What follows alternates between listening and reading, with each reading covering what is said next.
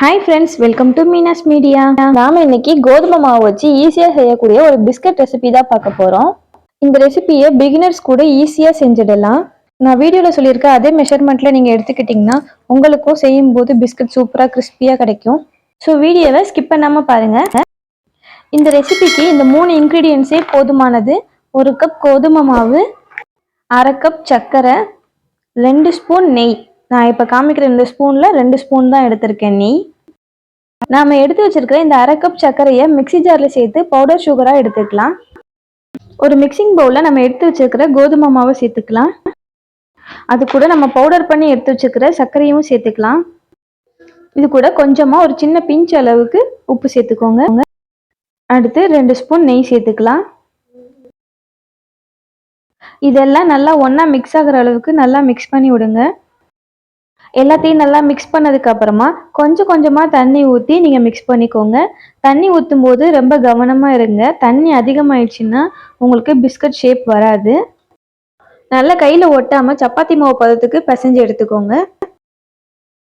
இந்த மாவை ஒரு 10 நிமிஷத்துக்கு அப்படியே மூடி வச்சிருங்க. நல்லா ஊறட்டும். மேலே காஞ்சிடக்கூடாது, அதுக்காக நெய் அப்ளை பண்ணி நான் ஊற வச்சுக்கிறேன். நீங்கள் ஆயில் கூட யூஸ் பண்ணிக்கலாம்.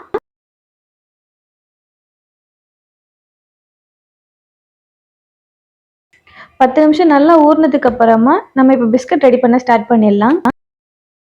நம்ம கிச்சன் மேடையை நல்லா க்ளீன் பண்ணிட்டு அது மேலே இந்த மாதிரி கோதுமை மாவை நல்லா தூவி விட்டுக்கோங்க.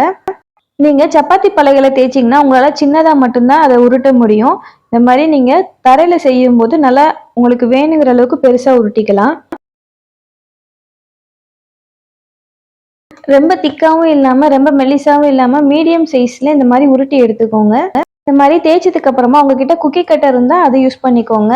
இல்லாட்டி இந்த மாதிரி சின்ன மூடி எடுத்துக்கோங்க. இல்லைன்னா நீங்கள் வெறும் கத்தி மட்டும் யூஸ் பண்ணி இதை ஸ்கொயர் ஷேப்பில் கூட கட் பண்ணி எடுத்துக்கலாம். நான் அழகாக இருக்கணுங்கிறதுக்காக சர்க்கிள் ஷேப்பில் இது மாதிரி கட் பண்ணி எடுத்துக்கிறேன். லைனாக சர்க்கிளாக இருக்கேன்ட்டு இதில் டிசைன் பண்ணுறதுக்காக நான் ஒரு பட்டாணி எடுத்திருக்கேன். பட்டாணி யூஸ் பண்ணி இந்த ஸ்மைலி மாதிரி பண்ணிக்கலான்னு சொல்லிட்டு ஃபஸ்ட்டு 2 கண்ணு போட்டுக்கிறேன். அடுத்து ஒரு ஸ்பூன் யூஸ் பண்ணி ஸ்மைலிக்கு வாய் வரைஞ்சிக்கலாம்.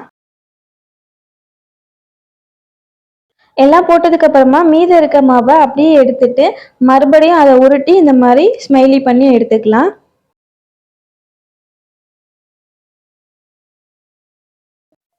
நான் இந்த அளவுக்கு திக் சைஸ்ல உருட்டி எடுத்திருக்கேன். இதை விட பெருசா இருந்தா உங்களுக்கு உள்ள வேகிறதுக்கு கொஞ்சம் லேட் ஆகும். இந்த மாதிரி எல்லா மாவையும் செஞ்சதுக்கு அப்புறமா இதை நம்ம பொரிச்சு எடுத்துடலாம். எண்ணெய் நல்லா சூடானதுக்கு அப்புறமா ஸ்டவ்வை ஃபுல்லாக லோ ஃப்ளேமில் வச்சுட்டு நீங்கள் பிஸ்கட் போட ஆரம்பிங்க. ஹை ஃப்ளேமில் வச்சுனிங்கன்னா மேலே சீக்கிரம் கரிஞ்சிடும், உள்ள மாவு அப்படியே இருக்கும். லோ ஃப்ளேமில் வச்சாதான் உங்களுக்கு உள்ள வரைக்கும் வெந்து நல்லா மொறு மொறுன்னு இருக்கும். 2 நிமிஷத்துக்கு ஒருக்க நல்லா அதை பரட்டி விட்டுக்கிட்டே இருங்க. அப்படின்னா தான் எல்லா பக்கமும் ஒரே மாதிரி வெந்து வரும். இந்த மாதிரி பிஸ்கட் லைட் ப்ரௌன் கலர்ல சேஞ்ச் ஆனதுக்கு அப்புறமா நீங்க எடுத்துடலாம். உள்ளேயும் நல்லா வெந்திருக்கும். எல்லா ஸ்மைலையும் நான் பொரிச்சு எடுத்ததுக்கு அப்புறமா சும்மா டெக்கரேஷனுக்காக மேல சர்க்கரையை தூவிக்கிறேன்.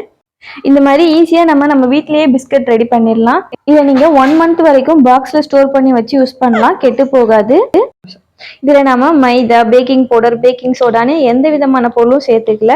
வெறும் கோதுமை மாவு, சர்க்கரை, நெய் மட்டும்தான் சேர்த்துருக்கோம்.